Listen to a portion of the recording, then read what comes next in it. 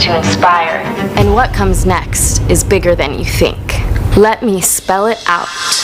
Behind the award shows and viral hits lies a systematic crisis. Why do 61% of American musicians live at the poverty line or below?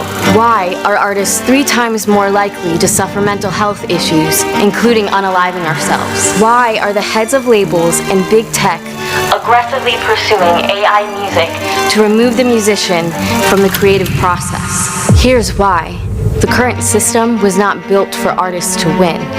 It was built to profit off of them. But guess what?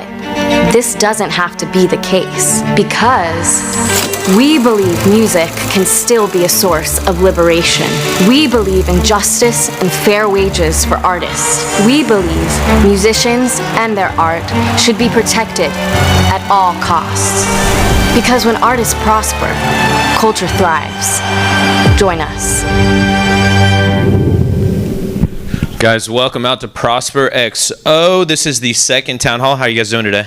Good. Oh my God, how are you guys doing today? Is the kava kicking in already? You're getting them lit off the non-alcoholic beverages. I love that. What's up, guys? My name is Zeale. I am an artist and also part of the Prosper team. I support on marketing, creative directing, and anytime Lauren needs someone to talk to, it's me. It's this guy right here. If it's not that guy over there, Joseph. So I just want to kind of share what we're going to go through today, and then also give you a quick background on myself. Then we have some guest speakers that we're going to do a Q&A on, and then we want to open it up to you guys to ask the questions that you're concerned about and maybe get some conversation going. So first, about me. So I'm an artist originally based in Austin, Texas. I moved out to Los Angeles, and I was in LA for about 6 years before coming back to Austin, right? In my career, I've done tons of music and continue to. I've toured with Gary Clark Jr. I've played Madison Square Garden last December, Hollywood Bowl. I've done all kinds of venues, and it's been amazing to have those opportunities. And in addition to that, the business side of what I do has been creative direction and video production for major brands, specifically around the music space. So think Roland Instruments, which is a Japanese instrument brand. If you've heard of the 808, I love you. If you heard of the 909, I love you more. If you heard of the Juno, we're homies for life. So I've been able to leverage a lot of the vision that I created as an artist into telling stories for brands, which helps to translate in terms of getting an audience to really feel and to really connect with the brand outside of just the corporate speak or the product itself. It's been a cool journey. It's led me to other accolades, which I don't need to talk about right now because I want to get to the schedule so you guys know what's going on, because we are a little bit behind, but we are going to get everything back on track. So in terms of the schedule today, we're going to go over a few introduction pieces here. We have 2 guest speakers for you today, Liam and Pat. Clap it up for them. Clap it up. Clap it up. All right, perfect. Lauren's going to come out briefly in a moment and share just some more thoughts about Prosper itself and what Prosper is, why Prosper exists, and the goal for the future and what we're moving towards. And there's one other topic that I want to bring up just before I introduce her, because it's something that I've seen in the news constantly. And when I say the news, I mean my social media feed. And it's compelling. It's scary at times. And also I see it as the perfect example of a tool that can be used to either uplift artists or completely break down the system more so than I think it already has been. And when I say that specifically, I mean AI music and the platforms that are producing and creating this type of technology, specifically Suno, specifically Udio. Are you guys up to date? Do people know here what's happening currently with AI music and some of the record labels? Possibly. No. My man right here said no. I got you, bro. This is what's happening right now. At first, all of our content, without us being knowledgeable of it, was scraped. That has been finally admitted by Suno and Udio. They said, yes, we have done this. That's how we trained all of our data. Okay, cool. So there's a concept, obviously, of fair use, of copyright, and their argument was this should be fair use for us to be able to train our technology. Otherwise, it'll be really expensive to train this technology, as it should be. Suno raised, I think in their round B of funding, $125 million and now evaluated at $500 million. $0 has gone to artists. However, their entire model is trained off of the music that I've put out, you've put out, and some of our peers. This is insane to me, and I think there's two ways that you have to look at this. Either you fight tooth and nail for what's yours, the right to be able to license your own music, to own your data and share your data if you decide it is something that you want to do. And the other side is to completely join them, right, and just go with the technology. I'll be honest, I think there's an upside and a downside to both, but my heart lies squarely in defending what we create and defending what we make, because I don't ever want to buy a band t-shirt with an AI face on it, okay? I want real artists, I want real music, I want people that speak to issues, and I just don't understand or reconcile how an AI artist will speak to those same truths that we speak to and have to live through as humans. So that's where I stand on it. Currently, UMG, Sony, and Warner went from suing Suno and Udio to now partnering with them, so they're trying to negotiate a licensing rate that's fair to them, but that doesn't necessarily include artists, which is pretty insane. So what does this mean, and what does this have to do with Prosper XO? Well, one of the key parts of Prosper is being able to help artists identify, capture, and own their data, right? If you look at something like Spotify, the most information that we get is very surface level. You got this many plays, you have this many people listening to you a month.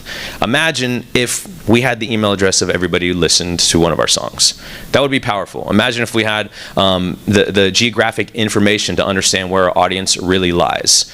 That is a really, really valuable piece of data. They know this. That's why they sell data. That's why there's data brokering. That's why it's one of the hottest commodities in the world, right? And I feel at this point we have to put a flag in the ground or put our foot down and really try to understand how can we leverage ourselves as artists, our community, things like Prosper XO that unite artists, and be a voice at the table for whatever is happening next, because it is happening fast. It is happening now.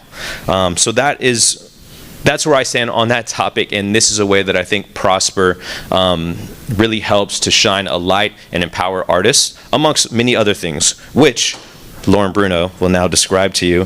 So let me introduce you to the founder of Prosper XO. We know her, we love her. She has cool hair. Give it up for Lauren Bruno. Yay! Thank you, Z. That was amazing. Give it up for Z. That was so passionate. A lot of information you talked on. And I am one of the founders of Prosper. We have a few of us in this room. Joseph is here, Chief of Strategy. Gabe is here, our CPO. And David is also here, one of our senior full stack engineers, who's incredible. I actually have a speech written this time because the first one I got really nervous, and so I had to prepare. Okay. Hello, everyone. Thank you so much for being here tonight. If this is your first time at a Prosper XO Town Hall, welcome. So happy to have you here. We care so much about the creative community, and we are so grateful to have you. This isn't just an event, it's a part of a growing movement. Prosper XO is a platform and community, a platform and rooted in equity, transparency, and ownership for artists. We're here because we believe independent musicians and creatives deserve better support, real transparency, and a true share in the value they create. This is bigger than one city or one scene. It's a movement for a sustainable path forward where artists don't survive, they thrive, where we replace broken systems with ones built by and for the creators. This is the start of a cultural revolution, one where artists everywhere reclaim their power, their data, and their future. For decades, artists have powered billion-dollar industries while being kept in the dark about data, about deals, about their own worth.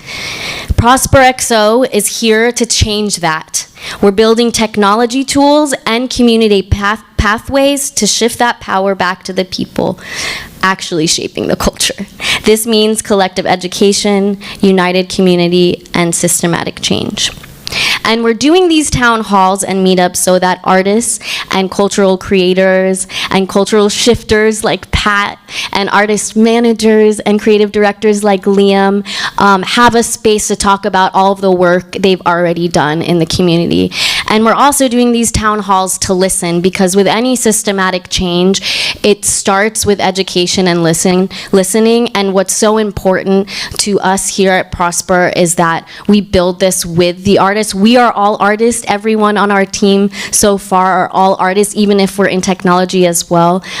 So we're really excited about listening and building together. Like Z said, this is only our second town hall, so thanks for making it out.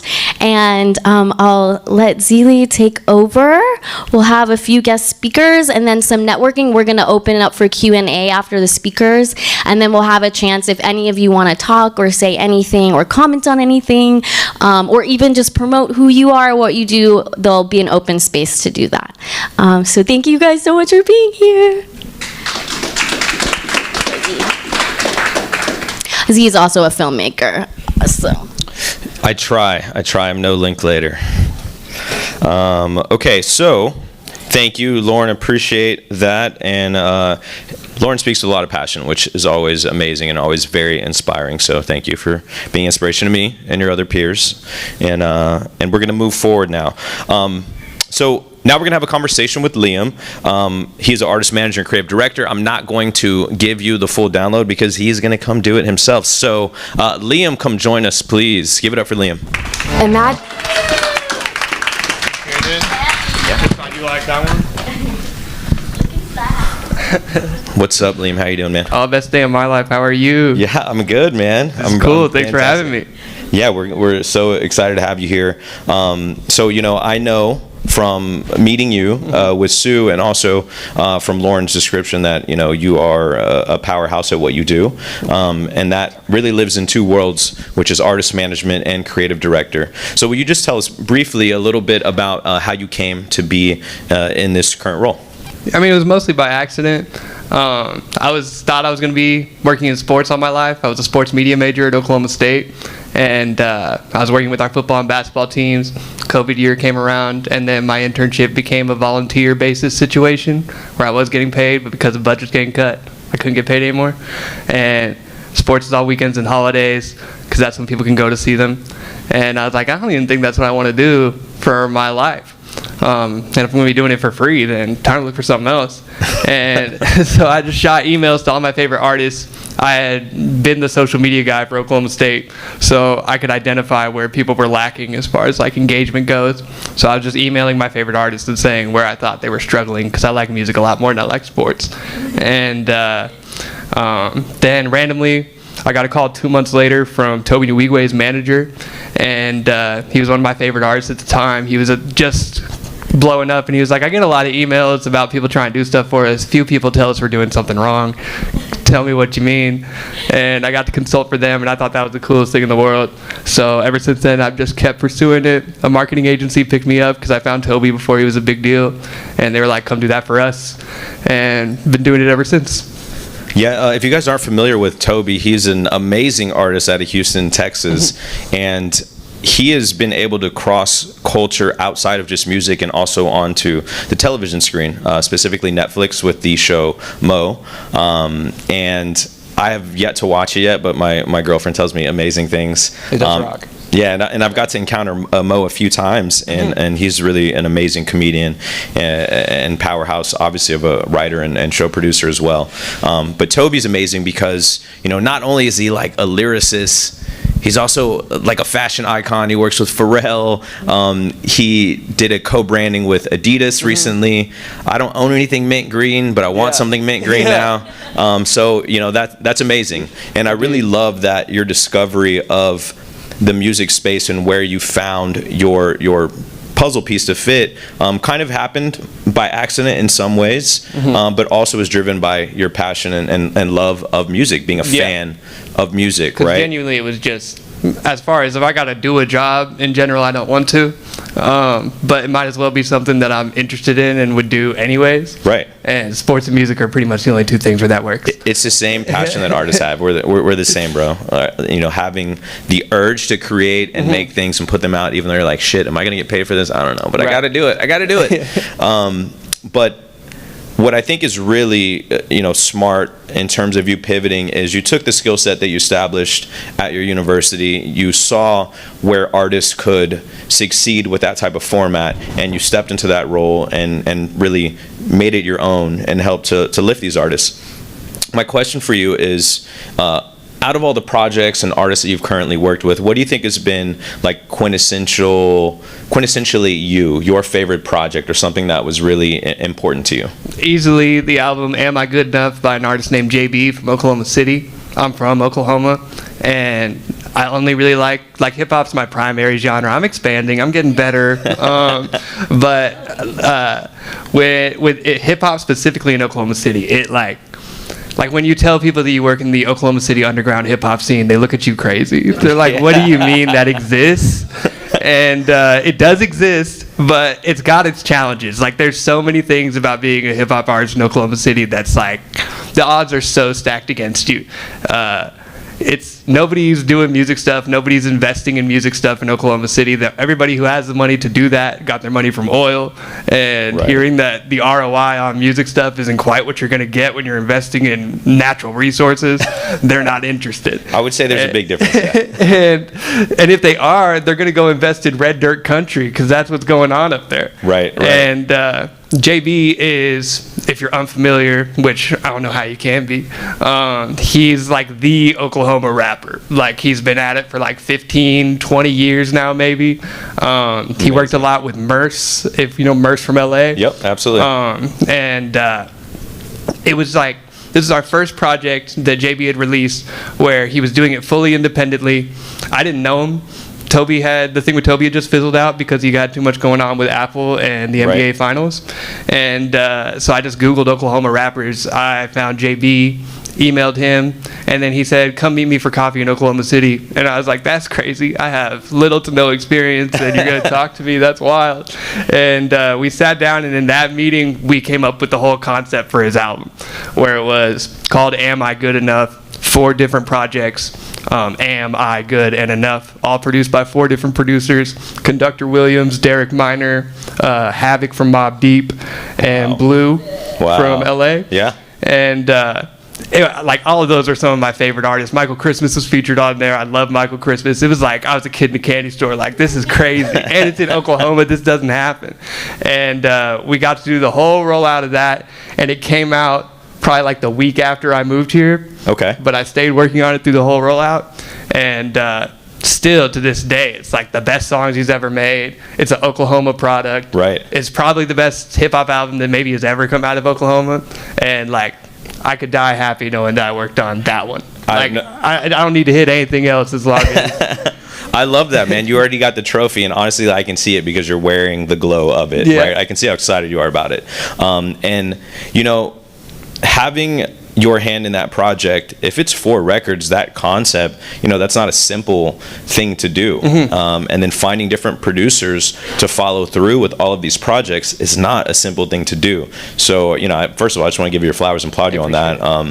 And, I also want to say that any artist that is really pursuing and trying to find ways to elevate, there are a lack of tools and resources, right? So, I don't know how many artists are here specifically, but if somebody is passionate and they're really driven, and they come to that artist and say, hey man, I don't have a ton of experience, but I really, really love what you do, and I think I can add value, I don't know any artist that would turn that away at any level. And to be honest, there's not enough people like you that come to the table and help support artists that way. So thank you for that. Speaking to that project, in terms of artist management, creative direction, this is a question I want to ask you, and I've seen and heard some debate online about it, but in your opinion, what are the maybe 3 most important things about branding for an artist? What are the 3 things that they have to nail down no matter what? First off, the biggest one, no matter what, is there's got to be a mission and intention behind what the album is. like there's 100,000-ish songs coming out a day or something like that. Right. I'm not listening to most of them. And the ones that I am listening to are the ones where it's like an interesting thing. Like there's something to get into that's beyond just, this is a cool song. And with JB, he was like, we were in the process of campaigning to get a guy off of death row in Oklahoma for a crime he didn't commit. Whoa. That was, all of that story was being told through the whole album. And we were successful in our efforts by the end of it. Wow, that's amazing. And yeah, round of applause for that. but like he was talking about stuff that was genuinely happening in the community, which in hip hop a lot of times it's like, don't preach at me like that, but he was able to pull it off in a way where it didn't feel like preachy, but he was also the whole time talking about issues in Oklahoma, Right. Talking about like specific streets, landmarks in Oklahoma City that only you know from Oklahoma City. Right. And it was just like so obvious. You could pick any song from that whole album and know where he's from, what he's about, and just like pretty much everything you need to know about him as a person comes from that. And then on the more shallow stuff, just a really, really solid and well put together brand identity. Okay. Where it's like from the colors, it's the same through the whole way. Okay. From the artwork, even if we're on a second album, I kind of want the album to be somewhat in the same style as the first one, because maybe you only got them for the first album and they don't remember you, they just remember that they liked a couple songs off that album. But if the new cover art is reminiscent of the previous stuff, you got to give them as many things as you can so that they remember you, because they're not necessarily going to remember your name, they're going to remember the song that came up in their playlist. I love that. That's important. That's important. But yeah, I would say, And then what's your mission? One more mission. Give me full solid brand concept. Yep, love that. And then third, drop like crazy. That's it. Like if Consistent. I don't care if you have the first two. If you're only dropping like one album a year, specifically in hip hop, it's the hardest genre to be successful in because the barrier of entry is so easy. I can go get a YouTube beat right now, rap on it, and put it out tomorrow. Tight beat. Yeah. So it's so oversaturated that the only way that you're going to remain in front of people is if you're dropping all the time. And so any artist I work with, it's like, we're not starting until you have like 3 albums for this year. Right. That's beautiful. I love that. Yeah, it's true. You know, you have to have consistency. There are, you know, I think it's over 100,000 songs a day that are being loaded on Spotify. And then if you were to just couple that, I'm going to get back on my soapbox with AI music that's being released at an infinite amount. You know, it's just a lot of noise that you have to cut through. And I think those 3 points that you brought up are very important for people to identify and have land posts to see who they're really interested in and how to continue following up with them and learning more. And that the cause that the first album was based on is huge, man. Like, that's amazing because it transfers from just this sonic world and this world building from JB to an actual tangible movement and something happening that is real. I love that. I think that's awesome. So speaking from that same view, what is just one mistake that you see that's very common that artists make with their branding? What's like non-negotiable, you shouldn't do this, but you just see it all the time? I mean, I'm kind of going through this right now a little bit with an artist I'm working with, and it tends to be like a thing that people air towards when they're first releasing something. Like, we're releasing this guy's debut album right now, and his whole thing is he wants it to look exactly like what you would get from a major label.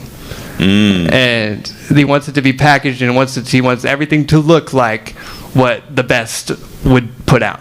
Right. And while it's great to put out the best product that you possibly can, at the same time, a fan like me, I'm not making my judgments based off of only what I like. But if it's an artist's first album and they're fully independent, I don't want it to look like a major label release. Like, it's going to make it so much more authentic and like something that I feel like I'm a part of and I'm building. Right. If it feels like we're in on this too, and you're not coming at me with like the label. We're not trying to make our label page look like Def Jam. Right. We're trying to make it like nobody interacts with a label page in general. So how do we make a label page interesting? Like, that's what I'm interested in. Right. Even if it's completely different than what a major label like is known to be posting consistently. Like, you don't have to look like what the biggest people in the world look like or even close to it, because you not is going to be the thing that's endearing to a new fan. Like, it's something to support and watch grow rather than just wasting all your time trying to be a perfectionist and never putting anything out. Yeah, and yeah, I second that, and it's a way to differentiate yourself from everybody else. There's really not a lot of upside to being homogenous and being in line with what the trend is or what labels are doing, etc. From a lot of different viewpoints, but specifically aesthetic, you know. And whatever the industry standard is right now is probably like an outdated thing dead. from 5 years ago. Yeah, it's already done. There's already something new coming. And I think if you're doing something as crazy as art or music and you're already on that front line, you might as well roll the dice. You might as well really lean into your vision and create something as original and unique as you possibly can. Yeah. So I second you on that, man. I just have a few more questions for you, and then we're going to have Lauren come up here momentarily as well.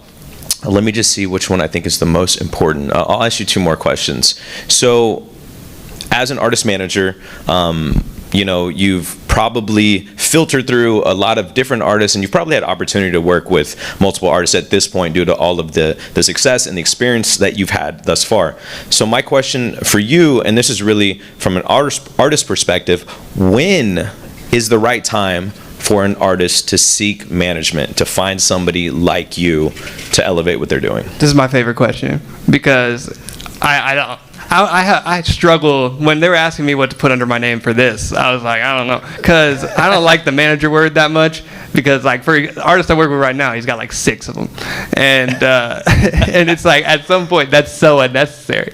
Like 5 of them are most of the time not doing anything, and it goes back to that whole like you got to package it, wrap it, make yourself look like what a major artist looks like. You're like, oh, I'm making music now, I'm trying to do this professionally. I need a manager, I need a PR person, I need a marketing guy. You don't.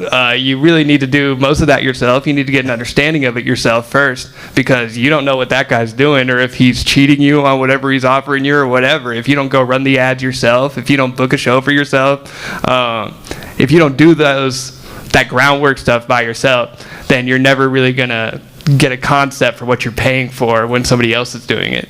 And then also, like, some artists are so on top of it and so like in their bag with the business side of things that it's like, you got it. Like, for a good amount of time, make your money. You don't need some dude just coming around and giving you ideas that are worse than the ones you have. Right. But if you see a spot for a need, like I'm about to start helping out an artist named Young Wabo, and he called me the other day. He's one of my favorite artists. It's 2020, and he was like, when this album comes out, I'm realizing now there's like stuff that like I have a job and I have this album, I got shows all over the country.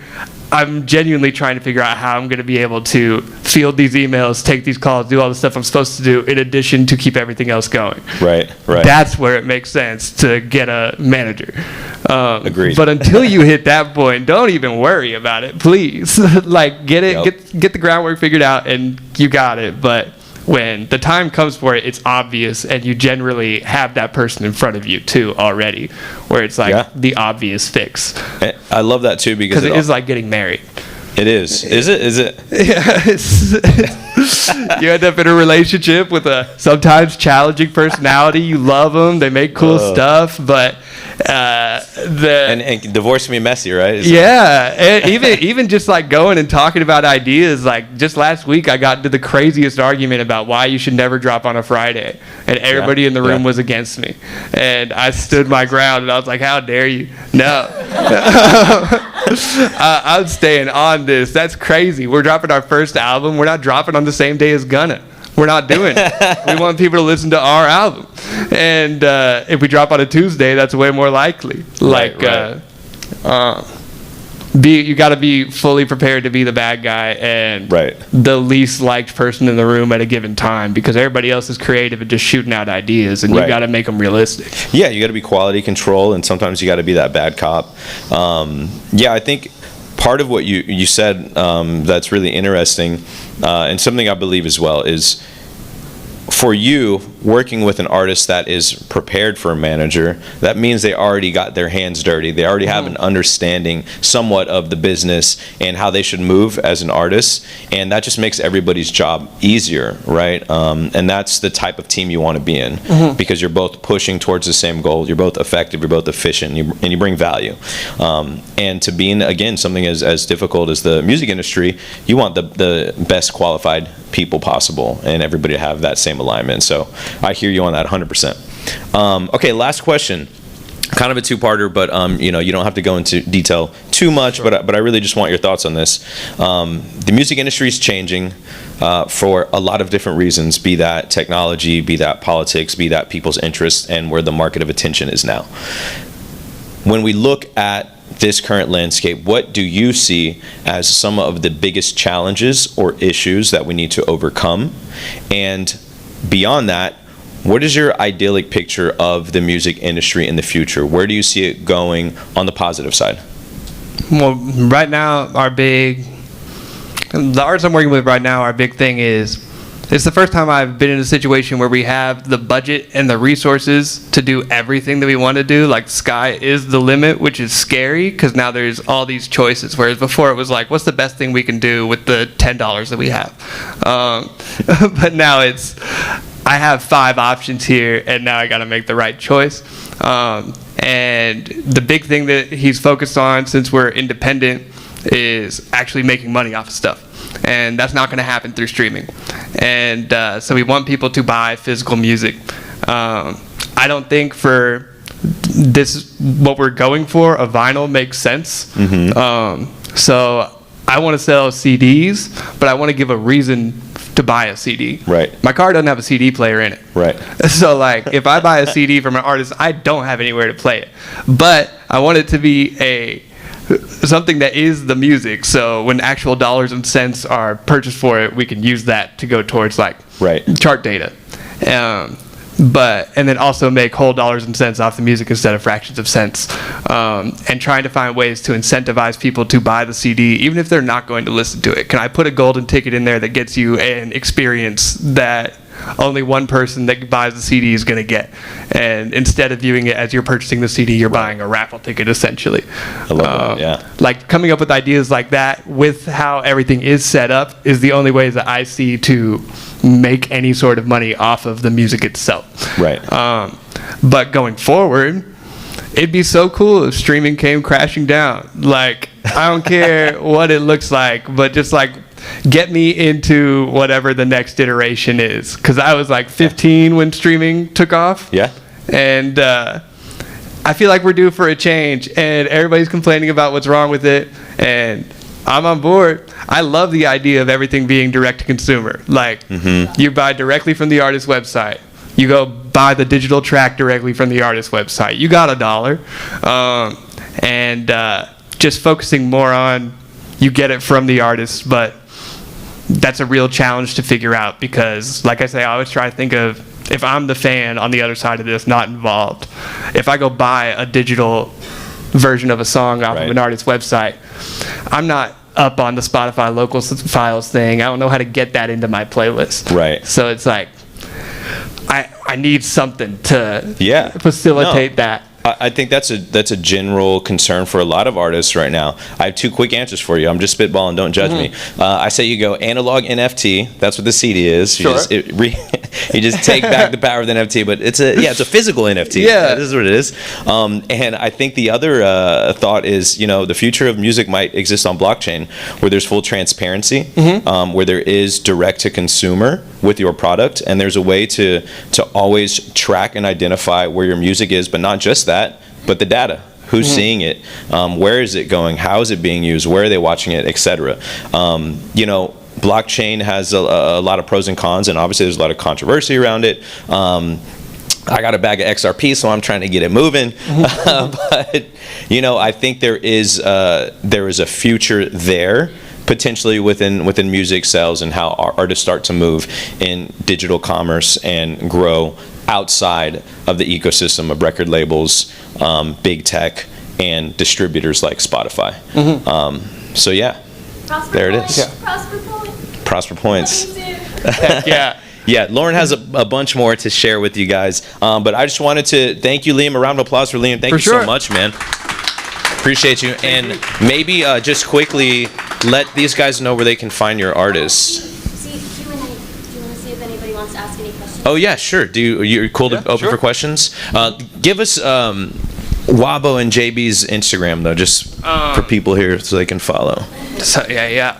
My name is JB on Instagram. My name is JABEE. Young Wabo is young_WABO. And then I'm currently working with Traffic Lee. He's an artist from here in Austin. It's just Traffic Lee on Instagram, and Organized Wealth Entertainment. That's the record label. Perfect. Okay, Lauren has a microphone. She's going to come around to anybody who has a question. If you have a question for Liam on anything that he talked about, or just a question you'd like his informed answer on, raise your hand and she can come over to you. Anybody? Give me a brave soul. Give me Come one. on. Do that again. That'll get him. Do that voice. Come again. on. Okay. Oh, yeah. So I'm seeing your job title. You talked a lot about artist manager, but you didn't say much about events. How do your events tie into what you So I also work at Tequila 512. And my job is just the retail associate. My job is to exist in that big yellow building off of Mopac. We don't sell tequila, so it was mostly my job to sit in there and tell people we don't sell tequila. It was a very good job for me to find a place where I can sit down, nothing is expected of me, and I can work on all the stuff I need for the artists I'm working with, and nobody cares. And then out of nowhere, I started talking too much about what I was doing outside of there, and they started using me for events and booking artists because we got we got a little stage in the back of the store, and yeah, like a little event space, and we started doing daily happy hours, and the owners, who are musicians as well, said we need musicians at every single one of these happy hours, and we got a $0 budget, and I was like, okay, well, and then my boss Sue was like, well, we have to figure it out. What are we gonna do? And I was like, I mean, I got people, but we got to figure out a way to compensate them in some way, because I'm not about letting anybody perform for free. Like, you got to get something out of it. So I started leveraging getting an artist to come do a happy hour or two means that they can come throw their own show at the store for free without having to pay for it. And so anyways, through that, I ended up throwing a lot of shows. I did one with West 22nd on Cinco Doce, 512. It's a big day for us. Nice. We did Young Wabo did our Yelp show for South by Southwest, and he also did the first ever happy hour. We got a band called Smooth Nature, Grace Sorensen, awesome. Bunch of incredible artists, all to come through just off of the love of the game, and figuring out how to make those events happen in a way where I wasn't screwing anybody over was a unique challenge and a lot of on-the-fly learning. But now people are asking me to do too much with this event stuff, but I'm learning on the fly. But it was a good lesson in understanding like artist partnerships with businesses and what all those can look like and how much room you really do have to negotiate on the artist side with a brand. Beautiful. Yeah. Love that.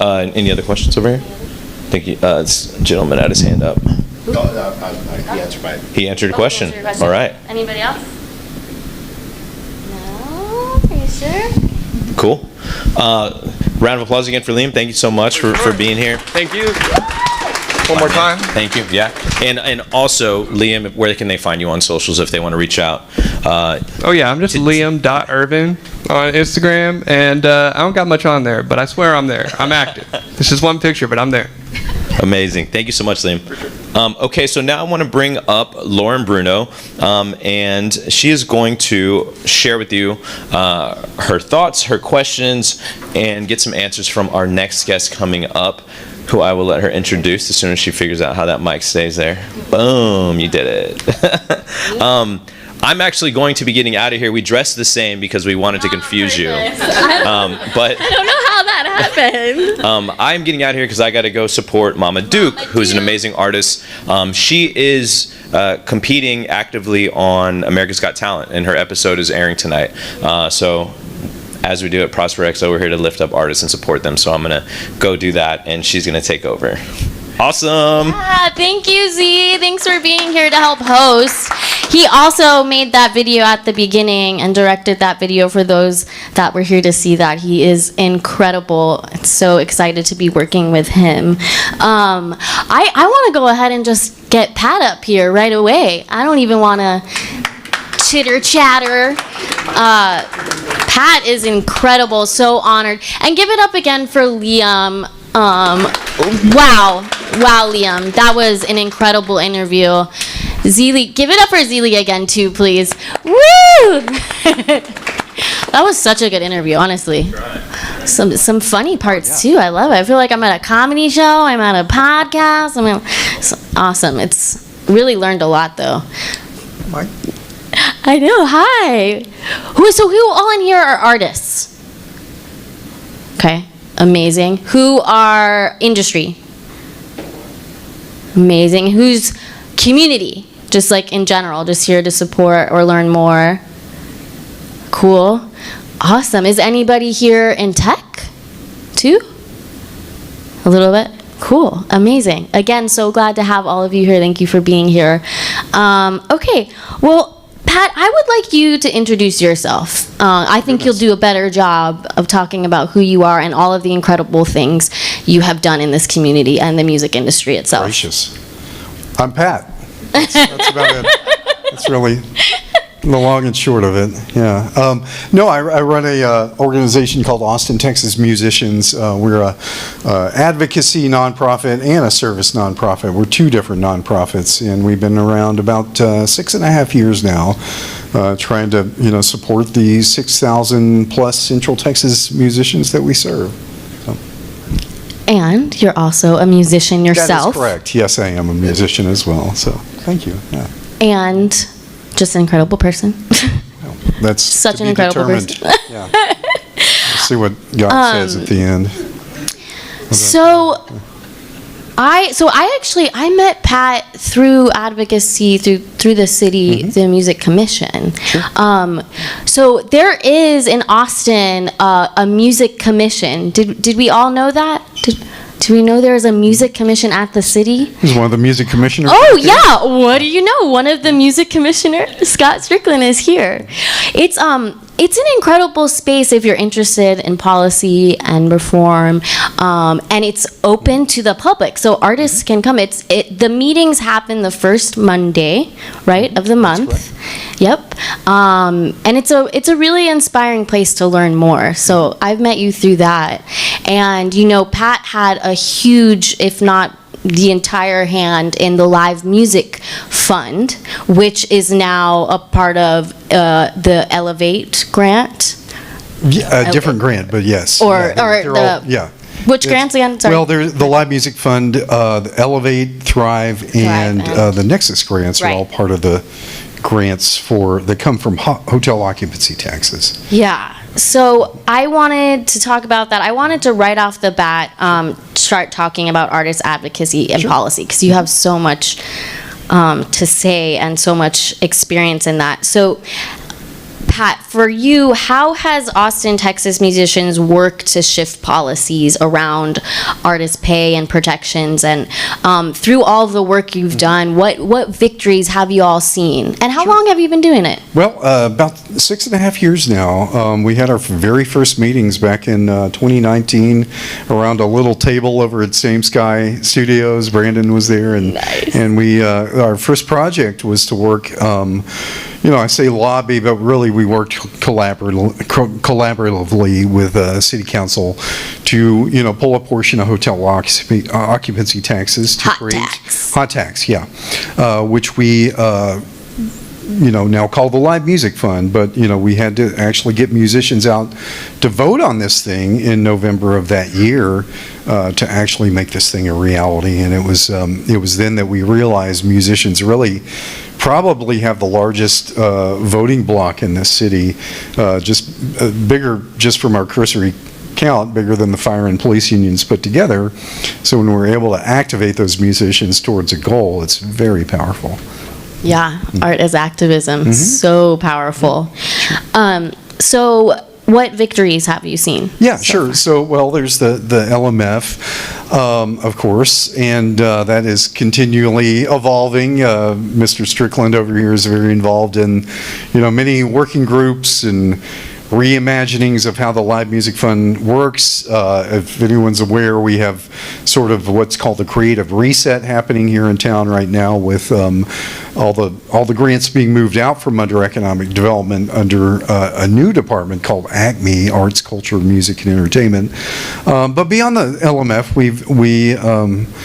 we managed, I guess, during the pandemic, we were able to get $6 million out to musicians and $5 million out to venues. Amazing. Round of applause for that. Thank you. Yeah, thank you. That took a lot of showing up at City Hall in masks and bullhorns and yelling. And, since then, we've also created a city standard pay rate of $200 per musician for all city-sponsored performances. Which is huge. Thank you. Because it went up in, 40 years? Yeah, that's correct. Yeah. I mean, it's still unchanged in other realms and other areas. It was at the beginning. But, if you're a venue and you participate in the Live Music Fund, you've got to adhere to that city standard pay rate when you pay musicians. So, yeah. Amazing. So you've had a lot of success with policy. Where do you think the biggest gaps still are when it comes to how Austin supports musicians from your perspective? Sure. With Austin, there's so many things we could do. I think I will say this, we're probably a little more progressive in this realm than just about any other place in the country as far as some of these things. The Live Music Fund, it's the first ever sustainable public fund like this for musicians anywhere. This doesn't exist anywhere else. City standard pay rate does not exist anywhere else. So, I take meetings with New York and LA and Chicago, and they're like, what the hell are y'all doing down there? How does this stuff work? And so there's a lot of value to that. At the same time, we have affordability issues here that are continuing to not change. We've got issues downtown with parking and safety and all sorts of things. So there's quite a bit still to be done. And then on the state and federal levels, that's a whole different story as well. So, because me, when I got involved, I was invited by Deborah at the Statesman, and she was like, you have to come to this music commission meeting. What they're talking about is so important, and there needs to be artists here. And so for me, I had someone personally activate and ask me to come. How do you think independent artists can plug into existing advocacy efforts like the Music Commission or like Austin, Texas musicians? How can they plug into advocacy efforts or policy reform work happening right now? Well, there's so much to be done. I'll give another example, if I may. Just on the federal level, a couple of years ago, we saw that there was a songwriter out of Nashville called George Johnson who decided that he noticed that the mechanical royalty rates for physical products, CDs and vinyl, had been frozen since 2006 at 9 cents per unit, and he was like, what's going on with this? So he started to kind of raise a ruckus about this, and with a couple of entertainment attorneys and ourselves, we were able to get our local Congressman Lloyd Doggett involved, take it up the chain to Congress and stir the pot a little bit. And the great thing about music is that it's kind of this bipartisan across the aisles thing. Everybody wants to look cool by helping out music, so we can get a lot of politicians involved. And the next thing you know, we've got a meeting with the U.S. Copyright Royalty Board, and we're able to raise that rate from 9 cents per unit to 12 cents per unit with a cost of living increase over 5 years. I know it doesn't sound like much, but it showed us that when we see these things and when we're able to mobilize musicians and songwriters and artists towards a specific goal, we can make a difference. The weird thing that many people don't know is that songwriters are the only working class in the United States that have their rate of pay dictated by the federal government. So with streaming, with royalty rates, those things are decided in hearings every 2 years at the U.S. Copyright Royalty Board level, and the folks that show up and purport to represent songwriters, who's sitting on those boards, Spotify, YouTube, all those guys. So really, it just takes a concerted effort to kind of organize and galvanize those voices to show up and ask for what we want, and we usually get it. We just have to show up and do it, Absolutely. I think that's really powerful. Can you talk a little bit more, too, about the hot tax? Because I find that so interesting that and even talk about how you decided to focus on that and why. Because some people, I don't think, realize what hot tax is and what it plays within the city structure. Yeah, the effort actually predates me a little bit. So if I can give a little bit of boring history, we had our first ever music census. I think the first one of those really in the U.S. happened here in 2015, I believe. And out of that became what the Mayor Adler's omnibus plan. And then in 2017, a visitor impact task force said, well, let's look at ways to kind of put some of this into action. And they said, maybe all these available hotel occupancy taxes, that were created, built on the backs of musicians and artists. This entire tourism industry and resulting economy was built on that brand, right? That we're the live music capital of the world. So, it finally came, to a point where, this idea was sitting there and it just needed somebody to kind of take it across the finish line. And then we got guys like Brandon here who did a ton of work around, like, what does artist fair pay look like? What can we, do as far as, helping, where can we make a difference? If it's not, and I'll just be honest here, venues can't pay artists more. I mean, that's just the reality of it. They're struggling too. They're absolutely struggling. Absolutely, more than ever.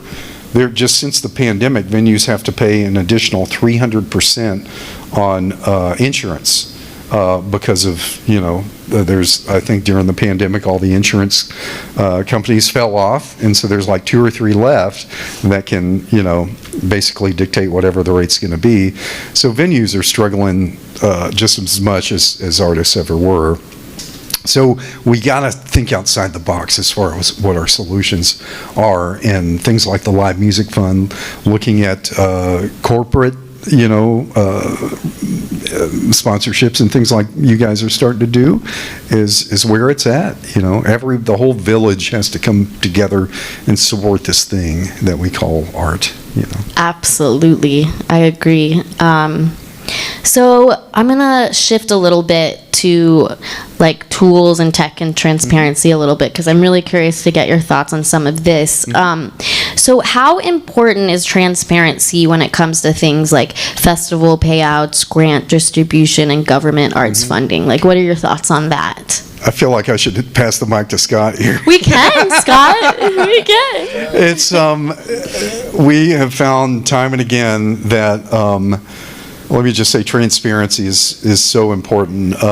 There's not always, I think everybody wants the same goal, but how we get there together is not always, we're not always on the same page. And that's a very diplomatic way of saying that some people aren't playing fair. And, we need to make sure that the way grants are distributed, who's being selected for these grants, the guidelines around the grants, all those things are transparent and fair and equitable, and I think some of the work we've gotten into the last 3 years around this stuff has been, a little bit exhausting, to be honest, but we got to keep showing up and doing it, because it's not like that problem's ever solved. You take your eye off the ball for 1 minute and things, go to hell again. So we just got to keep staying in the fight. Yeah. Yeah. So you would say that Austin should have more public accountability? Yes, I would say so. I think, you see you'll go on the city website and see the dashboards, and this is who the grant served and these things and that kind of stuff. But then there's another layer, and that layer is, 800 pages long, Scott? Is that right? And Scott's going through a lot of that data right now to figure out where, let's say, some of the shortfalls are happening. So, yeah.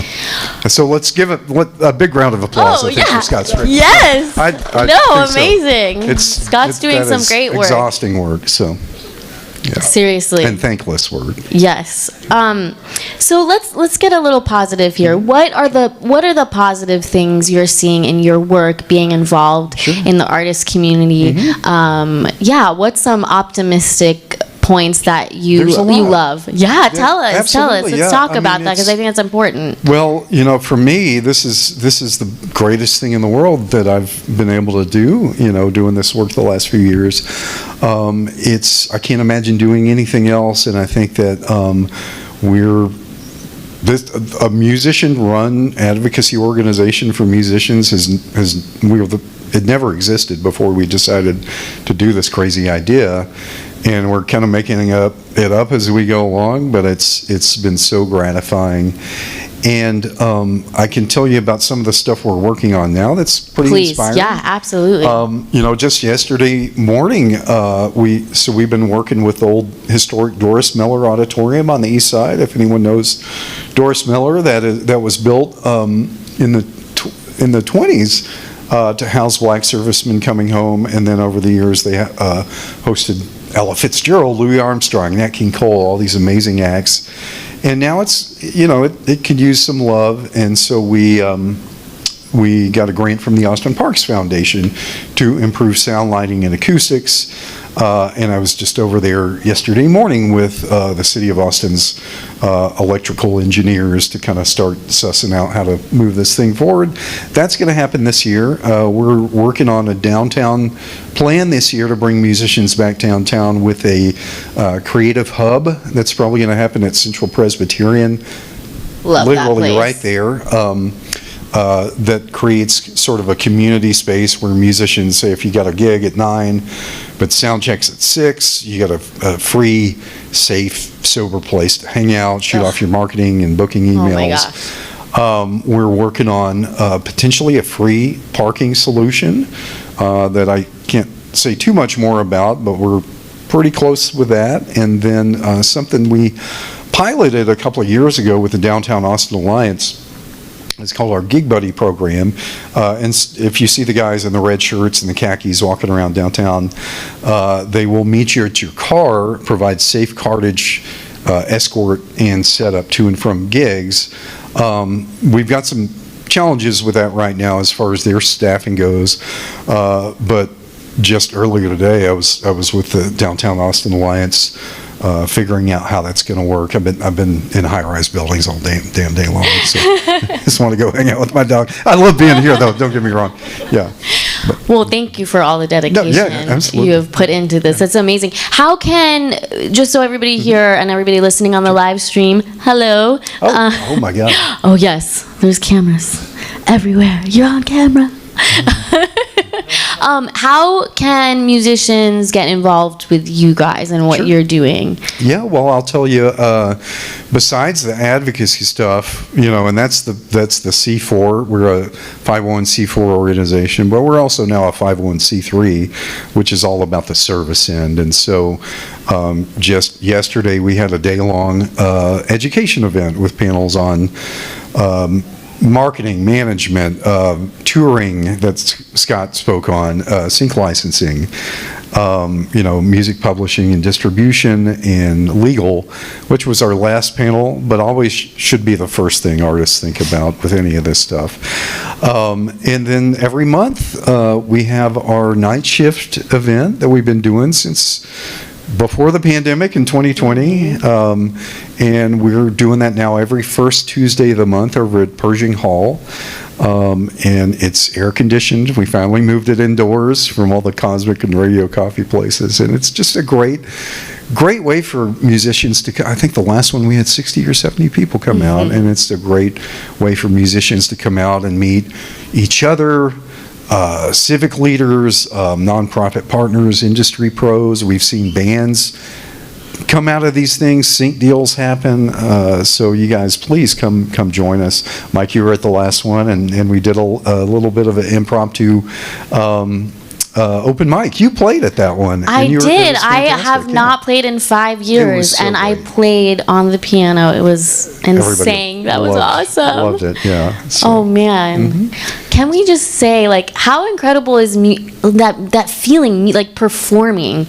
I feel like that feeling of giving that energy out. I talked to Scott about this today when I was telling him how I started in music at such a young age. And even when I started in second grade, just like that feeling of giving and receiving and how powerful it is. And then in the work, we've been seeing the power of art and advocacy. And, I think it's just beautiful, all the work you're doing, and Thank you.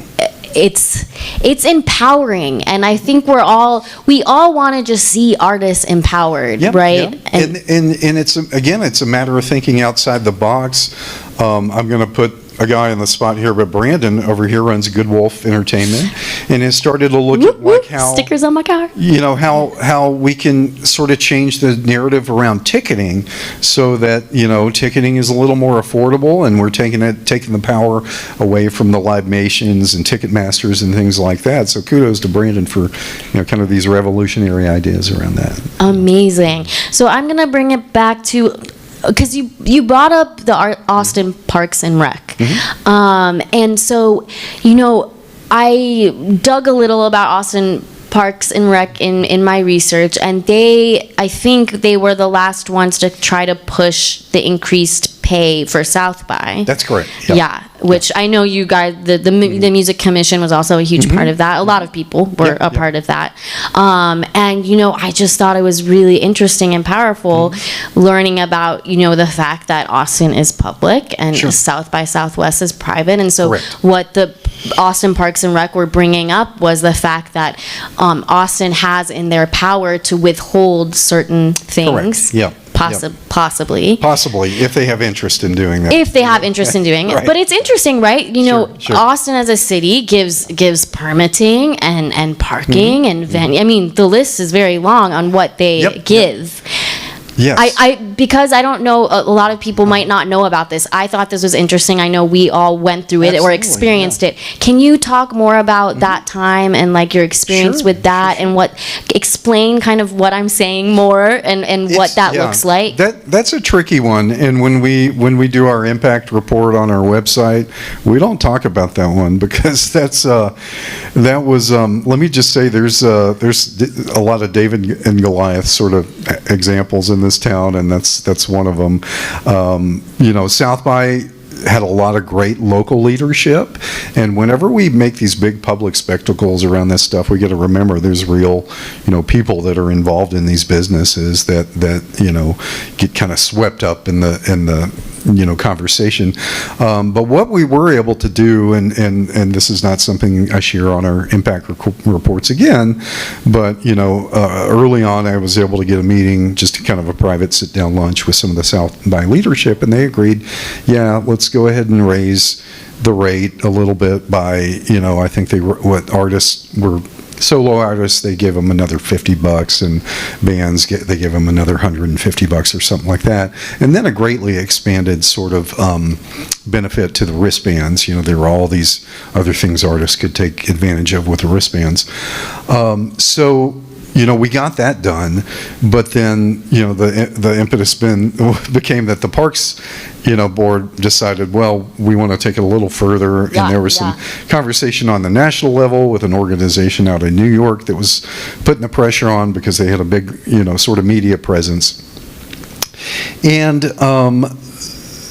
I found, and this is just a hard thing to talk about, but I found that when you take these private solutions public and you continue with the public shaming, the doors just get shut in your face. I know it's we want to think that more sort of public pressure is going to help open these doors, but it ends up closing them in a lot of instances. And we found that, you can't really dictate what a private business does, especially we found on the city level. There were some council members that were interested in taking this forward, and then there were some that were just like, we're not touching this with a 10-foot pole. So, God bless. I don't know what else to say about that. We did what we can, and I think we've learned that with certain instances and certain sort of corporate interests, you've got to kind of work your way in the back door and try to find where those conversations. Yeah, exactly. But if you can answer, but what is your personal perspective? What did you think about that thought process of the city being a public and South by being private, and what they were calling for? Sure. What did you think it was viable? At the end of the day, our phrase would be "pay me, bitch." We want artists to get paid. Woo! That's right.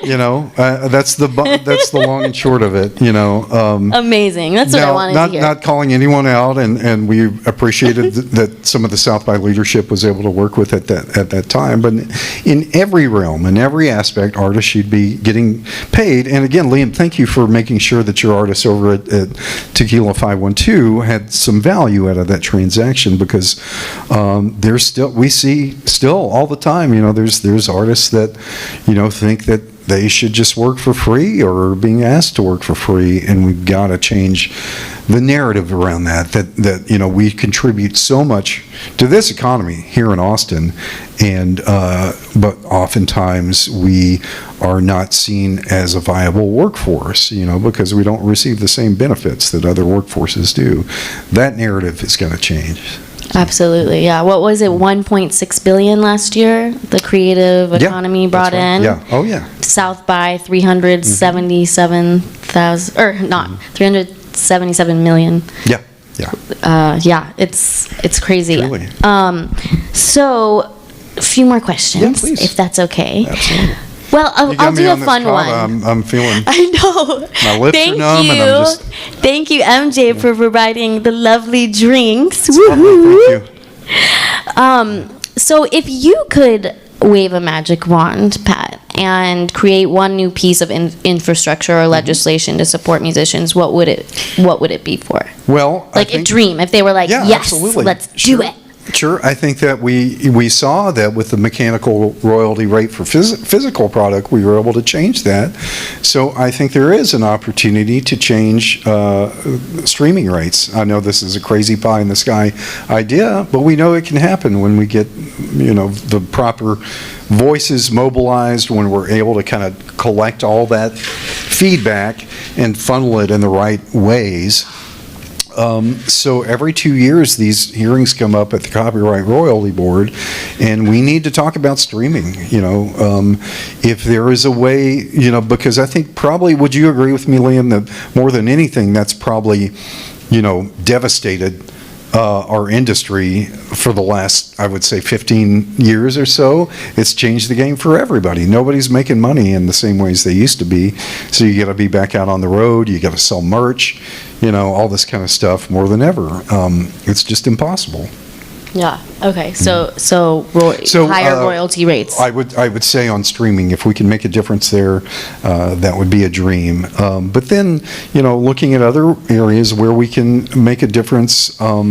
If we can't make a difference in the way artists are paid, maybe we can offset some of the, other costs with other services. We just had to deal with this new Paseo high-rise development coming in on Rainy Street. Imagine that, they're doing a high-rise development on Rainy. What? Another high rise? But the cool thing about these guys was that they are offering 20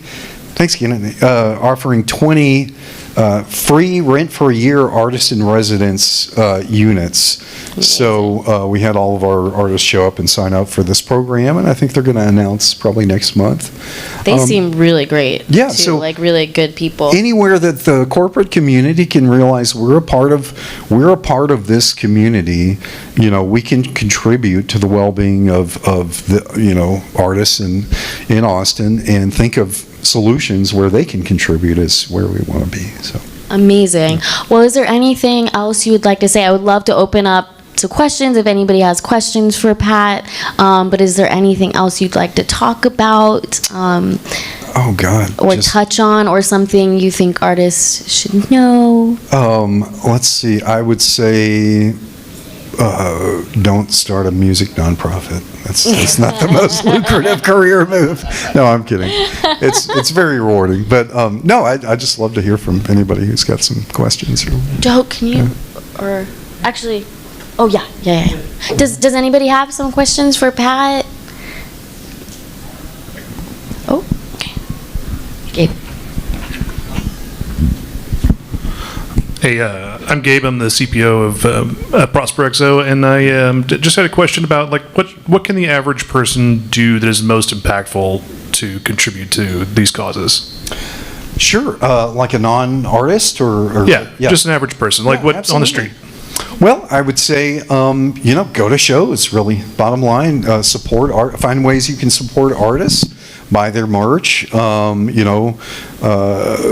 their music directly from them, like Liam said. In any instance where there's, you just find an artist that you enjoy and try to see if there's ways that you can support them, I would say. Would you have anything else to say? Matt? Yeah. Mm-hmm. Yeah, I think that's, Scott. Scott Strickland, everyone. Thanks. I mean, as an artist, I would say that it's just good to like Pat was saying, go to a show, help out with, buy some merch, tell your friends what how cool this band is, and no matter if they have 12 shows in a month or if they have one show a year, just get your friends to go and show up and all that stuff, because it definitely helps a ton. To do that. If as far as advocacy stuff goes, if you're wondering about that, it's one of the secret things I think that Brandon would also probably agree with, and I know Pat agrees with this too, is that the city is very responsive to public pressure in a way that no other city I think is.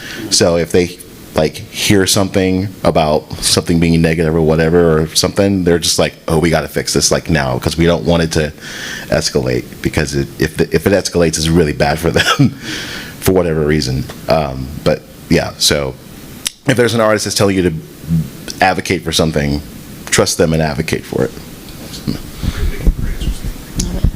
Does anybody else have any questions for Pat? You had one back there? Oh, yeah. MJ. Oh. Also a musician. Can you hear me? Now we can. Okay. I may have missed if it was brought up, but I was in a progressive metal band for a little while. Yeah. Not any longer. Nice. Yeah. But, one of the things that we were kind of struggling with was finding support in terms of getting access into gigs. So what are some of the easily accessible routes that a musician or a band could get information or support here in Austin? Yeah, that's a great question. As far as, would you say as far as booking support, or as far as just support with resources and services and things booking like that? support could be a big thing. Sure. Yeah. Even just, information as to where you could find information about something you're trying to find. Yeah, definitely. Well, I would say the Texas Music Office is a great resource for a large database of music-related businesses. We always like to think of ourselves as kind of the welcome mat for Austin musicians who have just come to Austin, because we work very closely with all the other music nonprofits. I know a lot of people would say, live music capital of the world. That's a bunch of baloney. But, the thing that exists in Austin that's special that does not exist anywhere else is nowhere else do we have a organization that supports health care for musicians, or mental health care for musicians, or housing assistance for musicians, or Screams at City Hall for musicians like we do. So all these resources that we have here are really unique and really special. And so we try to sort of pull together a lot of that information for folks. And we're simple to find. We're ATX Musicians on Facebook and Instagram and Twitter, and atxmusicians.org for the website. But as far as, what you're talking about, I think as far as booking and access to some of those different services, it's kind of hunt and peck. Scott, I know you work with Annie. A&J Presents. I know you've been through a few different sort of booking agents and managers, and I mean, would you like to speak to that process? I mean, you might have more information than I do on that. Yeah, please. Yeah, absolutely. Yeah. Well, I think first of all, Pat is bringing up an incredible point about Austin, which is another positive, optimistic aspect of what we have here. I mean, we have organizations like HAM, the Health Alliance of Austin Musicians, which is the insurance you're talking about, and they help with housing as well. Or foundation communities. Home, actually, housing opportunities for musicians and entertainers. Yeah. And then we even have TALA, which is like legal. Yeah, we love those guys. Yeah, TALA is amazing. Texas Accountants and Lawyers for the Arts. They do a free legal clinic once a month. Mm-hmm. And then we have the Sims Foundation, which helps with mental health. I've had my therapist for 7 years, either for zero or very low cost. So we have incredible resources. So to that, looking into organizations, MJ, just also that works with music. Like, honestly, HAM has helped me through so much. They even visited me when I was in the hospital for a while, and they asked me what I needed. And if they couldn't help me, they found somebody who could. So, number one, reaching out to organizations that are advocating or working with musicians is a great resource just to tap into. But then also, as an artist, I think what Liam was talking to is how important it is, right, to become in our power, right, and just use ourselves, network, go to networking events, meet other bands, talk to them. They're going to tell you about booking agents that they've worked with, or I've honestly, for me as an artist, I love doing it, so I book shows myself, I have for the duration of how long I've been an artist. Go right to venues, right? If you're doing it yourself, right? Just the cool thing about Austin too is so many people want to help, and they want to talk with you, and they want to connect. So go straight to venues too, and I mean in person. Go to shows there, meet the door guys, ask who works there, get involved as much as you can, and really lean on each other as artists, because that's really where all the power lies, is ourselves, and leaning on each other and leaning on these networks that have been built to support us. So absolutely, but everything you said too. Yeah, in terms of the organizations. Thank you. Yeah, this last Friday I had this 4-hour lunch with this old timer named Bill or Bruce Wilenzik. I don't know if anyone here knows Bruce. Yeah, right. And this guy, was one of the key figures in the Armadillo World headquarters. Started the Armadillo Christmas Bazaar. Has been behind music and downtown commissions, planning the City Hall rebuild and the airport and all this stuff. And his key to all this stuff was just continuing to show up where he wanted to be. With the Armadillo, he just started showing up, and until he was just indispensable in making sure that he was part of the scene. And then all these opportunities started to open up for him, and then he's just been able to create this magic over the years by creating what he called a culture of we. He never tries to divide people, but always tries to build community where he can. So yeah, and I think that is a great place to kind of close on in the fact that I think and you can speak to this if you think so too, but like one of the most important parts about being a creative is building up your support network, and is connecting with your fans, and is building a support network around you regardless of what's going on, right? Because that is really where the source is, right? And I've noticed with creativity, it's so amazing that once you start really following that path and that passion, people are going to gravitate towards you. Once you start really putting yourself out there, putting yourself in places, starting to learn, starting to like network, it's really exciting, you know. One last question, I guess. Yeah, so, because I know I've met, even with vendors and like local businesses, I call them hobby artists, right? Or closet artists, because they're incredibly talented. I mean, they're just amazing, but they're like, oh, well, I just do this for myself, you know? But once you put them in an environment, for example, the shows I was putting on, like these small businesses, putting them in environment with people and with networking, with resource, they just open up, right? And connect and collaborate and network. What is one piece of advice you could give artists that are like, yeah, but I don't really want to talk to anybody, or like, yeah, that's great, there's all these resources, but like I don't really necessarily want to reach out. Is there any advice you could give to those type of artists? Absolutely. I mean, I think that, you know, that's a great point. I think that by and large, you know, artists are, I've learned this over the last few years because I'm one of them. Artists are by and large neurodivergent, you know. Some of us, you know, have a difficult time, you know, interacting in public. I used to think like, oh yeah, these rock stars wearing their sunglasses in public, blah, blah. You know, that's oftentimes just because they can't handle the stimulus. You know, they can be on stage and perform, but the second you put them in a crowd of people to talk to people, it's you know, they start freaking out.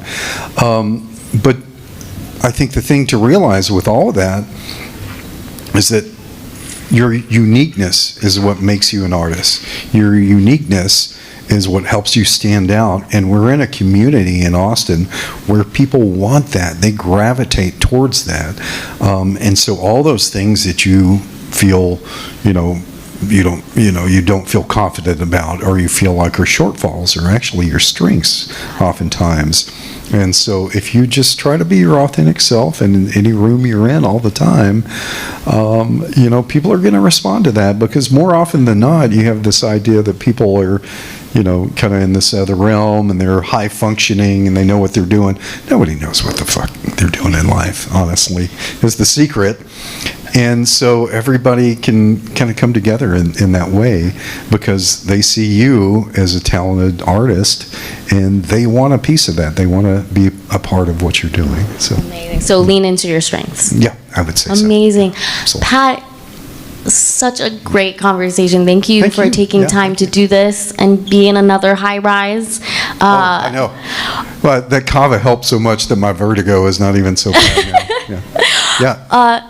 Another question. Yeah, Brandon. Do you want? I wanted to, the Acme department that's coming, can you share a little bit about that from the inside of the room? Yeah, absolutely. It feels, I saw Scott slap his head. Yeah, so I guess the context here is that, you know, music, cultural arts, the airport's music program, a bunch of this other stuff has been under the arm of economic development for many years. And the new city manager that's come in, I think has realized that there are some shortfalls, as we've talked about with the grant programs, some negative community feedback, and decided maybe, possibly, because Scott and Ray Price and I met with him on the morning of December 31st at 8 a.m. Anyway, he decided that, you know, there needed to be some changes. So they've taken all those programs out from under EDD and created a new department that's brand new, and it's called Arts culture, music, and entertainment. And so they're in the process right now of what they call the creative reset. And they've been doing a lot of focus groups, taking a lot of input from around the community, doing a lot of deep listening to try to figure out, how to reboot these programs in a way that's both equitable, but also transparent and efficient, and make sure that the money gets into the hands of the artists that really need it. So we're really all about that process. We actually hosted a musician focus group of about 25 people with them just last week to try to give some feedback on this stuff. And I think they're looking at probably late July or August to relaunch these programs. I think that's a little ambitious. So I'm thinking it may be just a few more months, and then we'll see the Live Music Fund come back around for the third round, and the Elevate and Thrive and the Nexus programs, the grants come back probably better than ever. So I hope that answered your, and I'm happy to talk offline, Brandon, anytime. So yeah. Thank you for all the work you've done, Pat. Seriously. Thank you. I'm so excited to see what you guys are doing. Thank you. Yay! Awesome. Well, thank you. No more questions, right? Actually, Okay. Mike. Sorry about that. Thank you. I was just wondering if there are any resources. So we got this show on the 28th with Jackie Benson's side project. Right. Jackie the Robot. Yeah. And our friend Party Wolf, his name's AJ. And like I'm throwing the event, like I rented the venue, I'm paying the artists, and my partner Adam, like his skill set, our skill sets are such that we can run events. Like we've run block parties, had bands come through, did the whole, all set up, like did basically everything surrounding the event. I was wondering, are there any resources for people who can maybe throw events, can maybe subsidize, basically, like help out with paying for a venue, and then like meet us, like I could pay half, somebody else could pick up half the tab. Like I realized I could throw this event with Jackie and AJ at Vinyl Beauty Bar for like the cost of a PlayStation Pro. So I was I'm just gonna do this instead. Yeah. And get some artists paid. And I was just wondering if there's any resources where I could like maybe get some help with that, or if there are artists who can just kind of do everything around playing, if there are like just ways to subsidize shows, basically. Absolutely. I'll say, Mike, I was listening to some of your music last night, and I love it. It's fantastic. Thank you. And yeah, I was just at Vinyl earlier today. Oddly enough, that's a great venue for stuff like this. The Live Music Fund is supposed to serve exactly what you're talking about, to create these events and things like that. But that's not the only resource out there. I know there's other grant programs. I almost want to lean over to the event management expert here and see if you have something to say about that, Brandon. The office you just went to today, the Downtown Alliance, they've been releasing specific grants, I think, for $6,000 for events. They really? Yeah. I wasn't aware of that. They just Okay. released What? 3 of them. Okay. Yeah. And there's other organizations that have programs like that. But Brandon, I'd love to hear what you have to say. I have an unfair advantage. Because Good Wolf got one of the grants. Yeah. So, we had a lot of resources to launch ideas that had no economic model. An event series for musicians who are in addiction recovery actively, like in a treatment center. How do you get them into a live music venue that serves alcohol, but not on that night when the venue's primary revenue stream is selling alcohol? How do you do that, right? And so we're able to launch an event series like that. It's kind of a continuation of the Music Cares Sober Jam. Amazing. We were able to kind of showcase with, there's a Springdale General is over at Springdale and Airport, and they were looking to create a sense of community at their complex, and we were able to do an event with them where the budget they had wouldn't have covered but a third of what we were trying to do there. Scott played the event, actually, and one thing I would say about that is that grant was able to subsidize the cost, where I didn't have to personally take a loss for that client to see the value in doing that event. They brought us back for East Austin Studio Tour. They're bringing us back again this fall and next spring. So that was the kind of thing that I think the grant was designed for, was to stimulate the economy. And then I'll just take this chance while I have the mic too, is to say that the other thing that grant did that was great, and the money comes and goes. You would be shocked at how fast that money goes in and out of the accounts. But what it did for me is there's this abundance of educational resources about things that I would go to ACC and take classes to learn about, like how to use Google Analytics and how to effectively market, put together a marketing campaign. What's going on in tourism in Austin, and how do I connect with that? What are the entities that are really the gatekeepers to do business with the associations that come to the convention? I have no idea about any of this stuff. I've been in Austin for 20 years. Like, that's a pretty incredible resource, the education that's part of that program. And then the third thing I would say is that, what did you call it? The city pay standard? Yeah.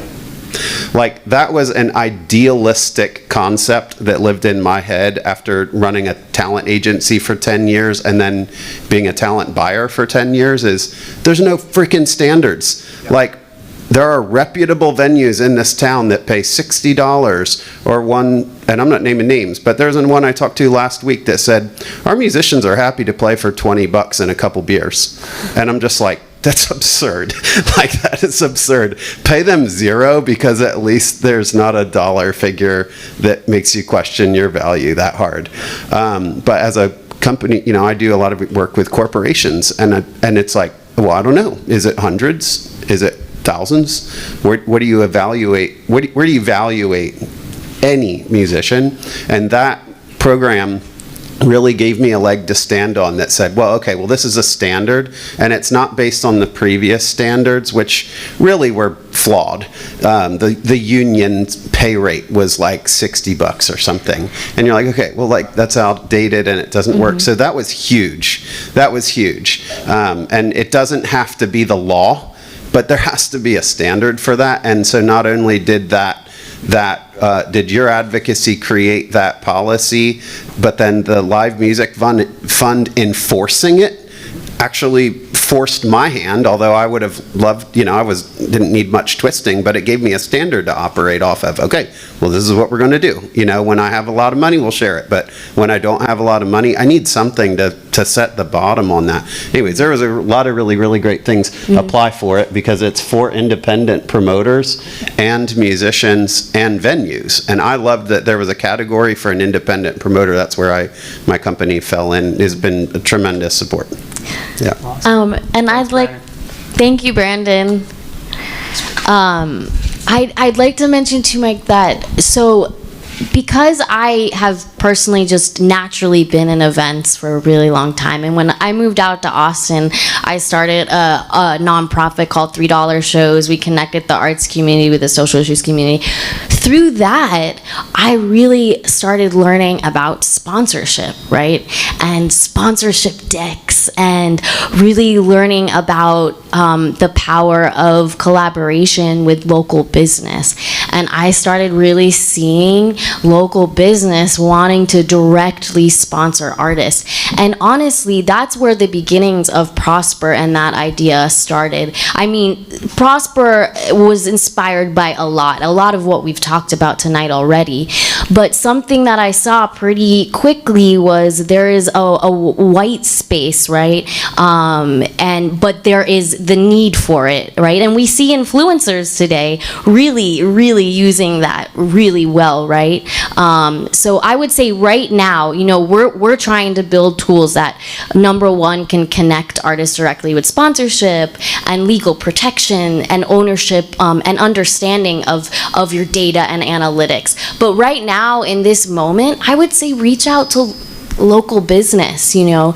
There's so many businesses too. The shows that we would do for $3 shows, I mean, so many businesses wanted to feed musicians. They wanted to support them. I mean, I had Juice Land giving free juice, and, you know, so many people sponsoring artists directly. I've seen it so much now that I was like, oh my gosh, like, there's no way that every business will want to support artists. I can guarantee that on some level, even if it's just a small level. And maybe it's not because they're good people. Maybe it's because they want that direct-to-consumer marketing. Whatever it is, use it. Reach out to local business. Connect with local business. But 9 out of 10 times they want to support music. And we're already seeing so much of that with our early onboarding brands. They just want to be a part of it, you know. And one of our new team members, Sue, she was working for a brand, and now because she believes in artists so much, and it's kind of funny, she worked for a really big tech company that she's like, I feel so bad because this tech company was bought by Napster, and I just want to support artists because I saw that happen, right? So yeah, just not to go too deep into it, but there is that source right now without any tools, you know. Just go to local business, see if they want to support your shows, your music, and 9 out of 10 times they will. Real briefly, I'd just add to that, like PNC Bank is great about those things. They've been doing a lot of series like this. Right now, Scott and Brandon and I are actually working together on Black Artist Rock, which HEB sponsored last year, and hopefully we'll do the same this year. And then they just launched a whole series of shows with the home organization. Yeah. So there's a lot of businesses out there who want to step up. And I should also clarify one point with the city standard pay rate. A lot of that was Scott's work too, so I just want to give credit where credit was due, and then it started with Brandon. So it takes a village, you know. It really takes everybody kind of bringing those ideas together and pushing it forward. So. Yeah. When's your show, so we all know? Yeah. It's on June 28th, 8 p.m., Vinyl Beauty Bar. It's going to be an awesome time. Party Wolf, which is my friend AJ. It's kind of like this Daft Punk kind of vibe going. And us, Obsolete Machines. We have been told we're kind of like a mix between the Dresden Dolls, 21 Pilots, and Radiohead. And, of course, Jackie and Jackie the Robot. So. Awesome. She needs no introduction. She's amazing. Yeah. She's amazing. Yeah. I'm so stoked to be able to play on a bill with her. So yeah, come on out. Vinyl Beauty Bar, 628. Yay! Thank you. Well, thank you, Pat. Thank you, Lauren. Thank you so much for being here. Thank you, guys. David, Joseph, thank you, guys. Yeah. Yay! Mm-hmm. Yeah. I am going to go to, we have one more just little section. I wanted to start at these town halls to doing like a fact of the day aspect. Joseph's going to bring that up. You know, I think we hear the word data a lot. I know for me as an artist, it wasn't until I got involved just in technology that I started learning about what that really meant, what data is. But as an artist, I was like, I don't know, what do you, third-party data, first-party data, what does this mean, right? And so I wanted to just go through that really quickly. At Austin, Texas musicians panels last night, they were bringing it up, and I think it's a really great thing to start talking about, start educating ourselves around. So what is data? Does anybody have a guess what data is? Or do you know? Does anybody know? What do you guys think data is? Information. Absolutely. Information. Yeah. Is it about like you, or is it as an artist, like your fans too? Is that certainly? Yeah. So data is the record of interaction, the digital fingerprint of your creative impact. In music, it's every play, click, RSVP, merch sale, follow, tip, share. In the world of Spotify, it's crazy. They even know the mood of your fan, what they're listening on, how they're listening on. It's wild the deeper you dig into what data is and how it's being used. It tells the story of who your audience is, how they found you, what they love, where they are, a lot of information. And the next one, Joe. So data reveals your reach, your real world influence, your growth over time, your value in the marketplace. And when you own your data, you own your power. It's not just numbers, it's evidence of your impact. A tool for decision making and the foundation for new revenue opportunities and freedom. And so right now, I think it's important to say, right now, and this was mentioned yesterday too, which I thought was so great to start hearing that more.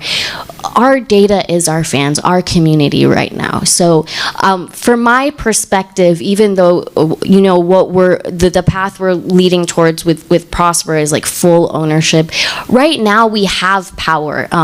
There are great platforms, even just like a newsletter, right?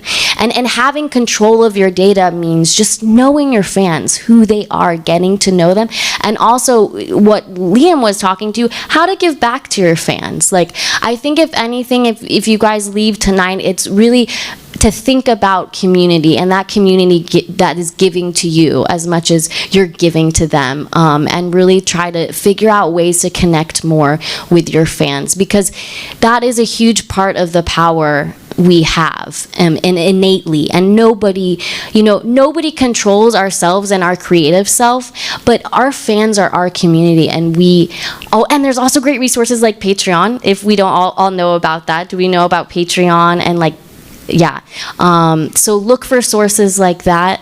But yeah, I just wanted to do like a fact of the day each town hall. So we'll do a different one each month. And yeah, so this last part of this event is just to open it up to you guys. If you want to say anything, promote any shows, or talk about anything specific, it's just kind of like a town hall section where you guys can talk. If not, well, does anybody want to say anything in general? Make it okay. Awesome. Excellent. Hey, I'm Dave, and I was a professional musician in Chicago growing, when I came up in the 90s. So I was a professional musician, engineer, and composer, drummer for about 10 years. The idea of having health insurance at that point was so wildly foreign that I didn't have health insurance for 10 years when I was a professional musician. One of my friends did not have a dental appointment for over 15 years, and I was on a tour with him, and his tooth was falling out, and he was in massive pain, and it was just such a story about health insurance for musicians in Chicago. So y'all mentioned health insurance and HAM, and I just want to acknowledge what a huge resource that is, and it allows musicians to be musicians, so take advantage. So the other thing I actually wanted to ask you before is there, I'm not familiar with your organization except until today. Is there membership? Is there, how do you sign up? Do you just participate? What is that all about? How does that work? Yeah, absolutely. Well, you can simply come out to the night shift events and meet everybody and get involved. We did launch a couple of years. We launched a thing called ATXM Pro, which is a free membership. If you hit 4 or 6 requirements, being a working musician, you can join this. And we've had, with that, we've had a lot of booking opportunities, paid performance opportunities with different nonprofit partners and stuff like that. Right now, there's not a lot of value add to that, I'll be honest, because we don't have a lot of the same nonprofit paid performance opportunities we've had, but please sign up, because what we do have out of that is a database of probably about 800 musicians now that we can book out for different types of events. When somebody's looking for a different specific genre, like progressive metal or whatever it may be, or if we want to book for different heritage months like Pride Month or Latin, Hispanic Heritage Month, stuff like that, we know who on the list we want to go to book out to this different stuff. And then with the advocacy stuff, man, I mean, there's always plenty to do there, so we always welcome more people to get involved and do the work with us. So yeah. So please feel free to get my contact or follow us on all the socials and stuff. And yeah. Thank you. Austin, Texas musicians. Does anybody else have anything they'd like to say? Any question? Oh, okay, awesome, Leah. Upcoming things. Traffically, artist I'm currently working with, first single comes out first week of July. He will not give me a concrete release date, so just first week of July. Everybody pay attention. And then on Friday at the Tequila 512 store from 8 to 11, we have Young Waldo's album release party. That's free drinks. So if you want to come, feel free. 8 to 11 on Friday.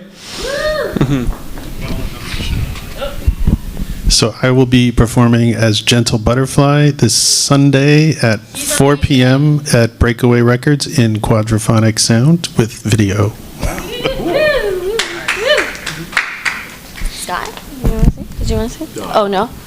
Is anybody else? No? Are you sure? Yeah? Okay. So thank you guys so much. I wanted to mention that Prosper, we have bid for connection surveys, we're calling them, open right now. Essentially, what that is we want to hear what you guys have been experiencing, what is working, what platforms you're using, if you would be interested in working with brands, if you have worked with brands, and there's a lot of space too for open answers. We just want to know what you're experiencing and what could benefit you, to be transparent about where we are. So I came to my bestie Joseph 3 months ago, and I personally, from 2015 to 2019, I worked for my first music tech company, and this was crazy, right? I was approached as an artist. This technology connected artists with venues, which I thought was amazing. I had never seen something like this, right? And so I met with the CEO, and I was like, what is this? And I learned all about it, and that company was like, I was just telling Scott, so this is a repeat story from this morning, but they were like, we'll pay you $50 to get an artist on this platform and $50 to get a venue. But in that moment, I saw the power of innovation and technology and what it could be, right?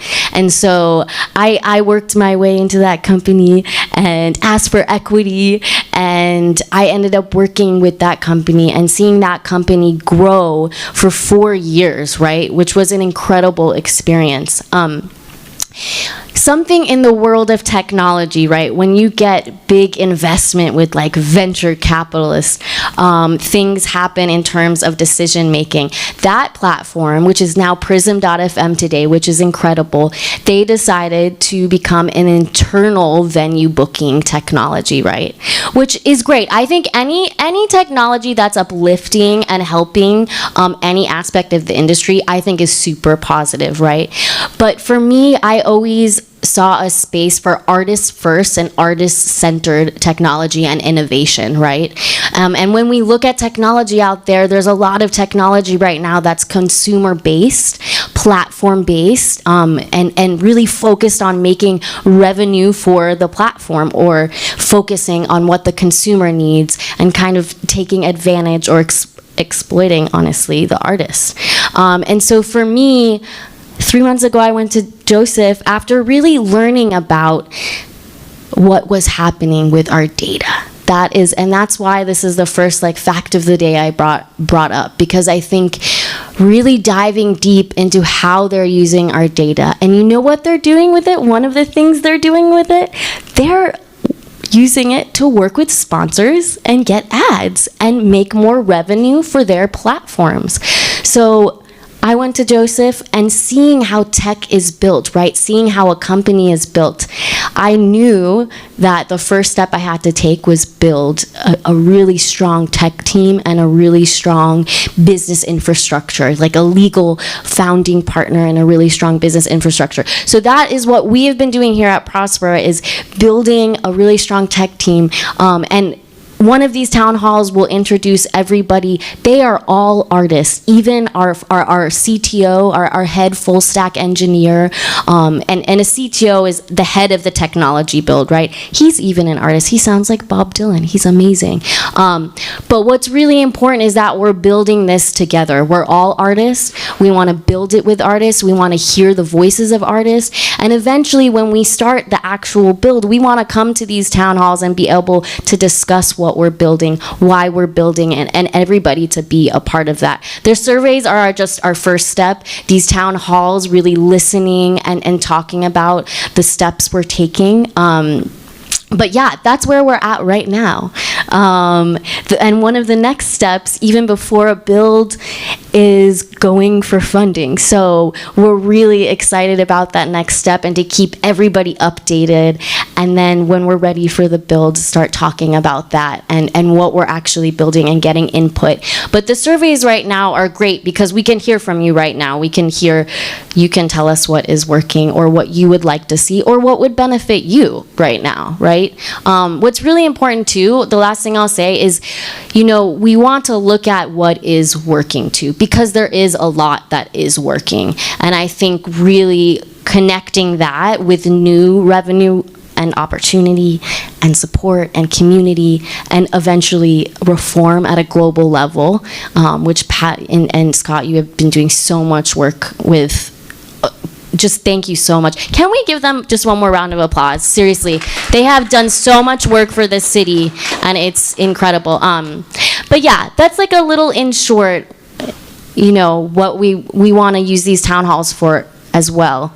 But the real important aspect is education and listening is how systematic change starts, right? So listen to one another, talk, continue to work together, empower yourselves, look for resources. Sign up for our newsletter because we will be releasing a lot of different resources. One of the things, I haven't announced yet, but I think it's important for you guys to know, we're putting together a letter to Congress, some asks from Congress at a federal level, also talking with city. I'm going to talk more with Pat too about a lot. Talked with Scott today a little bit, just beginning that. But if you can and if you're up for it, go to Austin Music Commissions, or not even just that, just get involved learning about the city level, because there are a lot of people behind us there as well. And Mayor Adler was really one of those people too. Gosh, and he still has our back, even not as the mayor. He's doing a lot of great work. And so I know in a time like this too, it's hard not to feel that politics is like the enemy on a lot of levels, but there's a lot of people that are really uplifting the arts. I just recently connected with somebody in the UK named Tom Gray, who they've just passed a lot of reform in Parliament around data and fair pay, and it's incredible. This is a global need. Artists everywhere are calling for equity. They're calling for transparency. They're calling for fair pay. They're calling for support because we are all valuable, and if we could all stand in that value and continue to unite and work towards a common goal of sustainability ultimately, then we're in a better place already. So thanks for coming. Thanks for being a part of this event, hearing everybody, and any more questions before we go? Feel free also to get another drink. What time is it, Joe? 8:16. Okay, we have until about 8:30, and then we have to start cleaning up. We have a hard out at 9. And I do want to thank Capital Factory. They're the ones doing the live stream right now, but thank you for giving this space. We also office at Capital Factory. They are great. They have multiple networking events every week. They have an open co-working day on Tuesdays on floor 5. It's totally open from 10 a.m. to 4 p.m.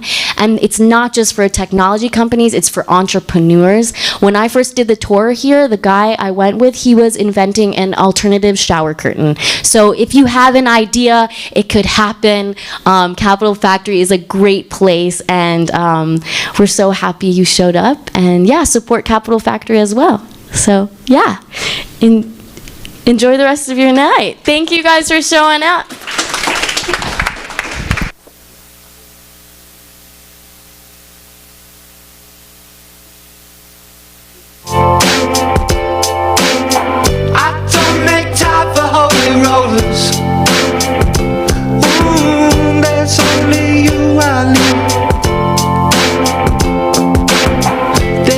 We have passes for parking validation if anyone needs one. I think they're at the front table.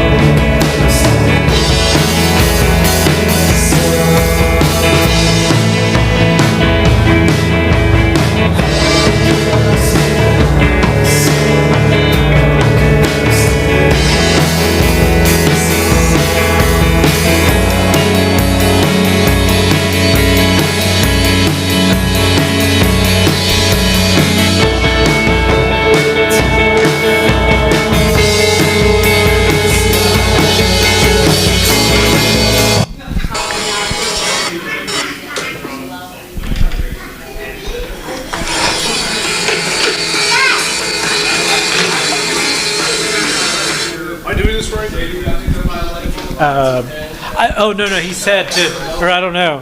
He said to make sure we do it like that. I'll look at it too. Hey everyone, we do have to get everyone out of here by 8:30 because we've got to start putting stuff away. Thank you for coming.